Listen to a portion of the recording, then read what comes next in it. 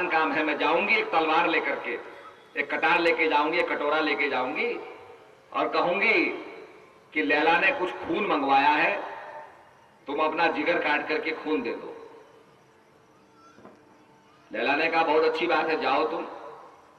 दासी पहुंची कटार को लेके, उसने मजनू के सामने कहा कि लैला रोज तुम्हें दूध पिलाती थी, यहां सामान भेजती थी खाने का, अब ऐसा करो तुम कि थोड़ा लैला को खून चाहिए तुम्हारा, जरा कटार से अपने जिगर को काटो, कुछ खून चाहिए लैला को, खून दे दो। तो मजनू कहने लगा मैं कोई खून देने वाला मजनू नहीं हूं, मैं तो दूध पीने वाला मजनू हूं। वो खून देने वाला मजनू दूसरी जगह बैठा हुआ है बेचारा भूखा प्यासा। अगर खून लेना है तो वहां चले जाओ, मैं तो दूध पीने वाला हूं, दूध लाए हो तो पिला दो, खून मैं नहीं दे सकता। यही बात लागू होती है कि जब सैक्रिफाइस का मुद्दा आता है तो हम पीछे भाग जाते हैं, क्योंकि हम खून देने वाले मजनू नहीं है। देश की रक्षा के लिए हमने कितना खून बहाया, आपस में हम लड़ मर जाएंगे, भाई भाई को मार देगा, खून बहा देगा, पर दुश्मन को मार भगाने के लिए कितना हमने खून बहाया है, इस पर भी हमें थोड़ा विचार करना होगा, सोचना होगा। इसलिए ये जो गांधी जी के मार्ग पर हम चल रहे हैं, मैं समझता हूं Gandhi was a very very practical man. Gandhi ji जो कहते थे वो करते थे, जो करते थे वो कहते थे। उनकी मनसा वाचा कर्मणा में फर्क नहीं था, कथनी करनी में फर्क नहीं था। जब एक महिला उनके पास पहुंची, कहा बापू मेरा बच्चा बड़ा मीठा खाता है, और मीठा खाने से, गुजरात में वैसे भी मीठा खाते हैं, दाल भी मीठी खाते हैं यहां तो कहा बहुत मीठा खाता है और इसके पेट में कीड़े हो गए हैं। बापू ने कहा एक हफ्ते बाद आना, मैं बताऊंगा क्या करना है। वो महिला एक हफ्ते बाद अपने बेटे को ले गई। बापू ने बच्चे से कहा बेटा मीठा मत खाना। उस महिला ने कहा बापू एक हफ्ता पहले मैं इस बच्चे को लाई थी, इसको ये बात कहनी थी, उस समय कह देते, अब आपने यही बात एक हफ्ते बाद कही तो मेरी समझ में नहीं आता है, आप ये बात तो एक हफ्ते पहले भी कह सकते थे। बापू ने मुस्कुराते हुए कहा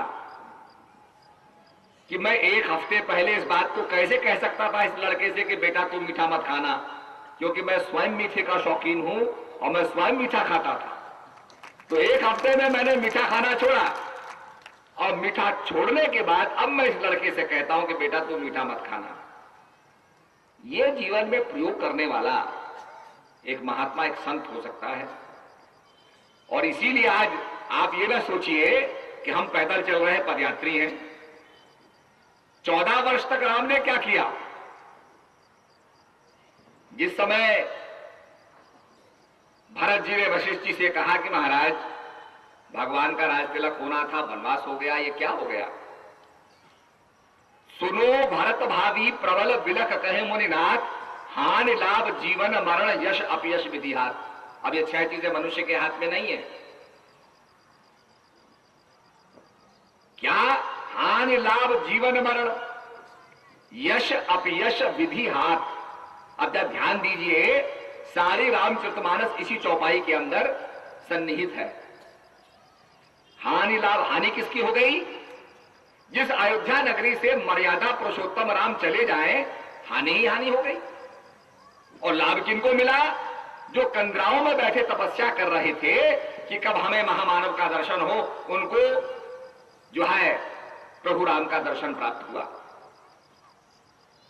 तो हानि लाभ जीवन मरण, और जीवन किसको प्राप्त हुआ? विभीषण को जीवन मिला, नहीं तो राक्षसों के साथ विभीषण भी अंत हो जाता उसका। और मरण किसका हुआ? जिसकी नाभि में अमृत था। और यश किनको मिला? जो बानर बनने के बाद भी सेवक बन गए, सेवा की, उनको यश मिला। और केकई को क्या मिला? अपयश। तो 14 वर्ष तक राम ने भी पदयात्रा ही की। जब पांडवों को निष्कासित किया गया, उन्होंने भी पदयात्रा की। तो आज हमारी पदयात्रा का एक संदेश है, एक मकसद है कि सद्भावना हो। इसीलिए हमारे ऋषियों ने कहा सर्वे भवन्तु सुखिनः, सर्वे सन्तु निरामय, सर्वे भद्राणि पश्यन्तु मा कश्चित् दुःखभाग् भवेत्। सारी दुनिया भारतवर्ष की ओर क्यों देखती है?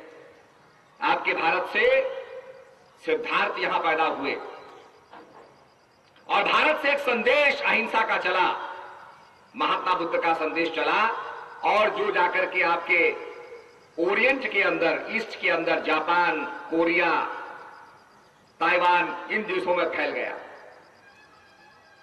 एक संदेश चला। तो आप, अगर हम ये चाहते हैं कि भारत विश्व गुरु बने, तो विश्व गुरु को विश्व की मंगल कामना करनी होगी। इसीलिए आपने देखा भारत का किसी से द्वेष नहीं है। भारत कभी अपनी सीमाओं को बढ़ाना नहीं चाहता। भारत कभी छोटे मोटे देशों को, उसके पड़ोस में छोटे मोटे देश हैं, उनको कभी हड़पना नहीं चाहता। हमारी ये नीति नहीं है।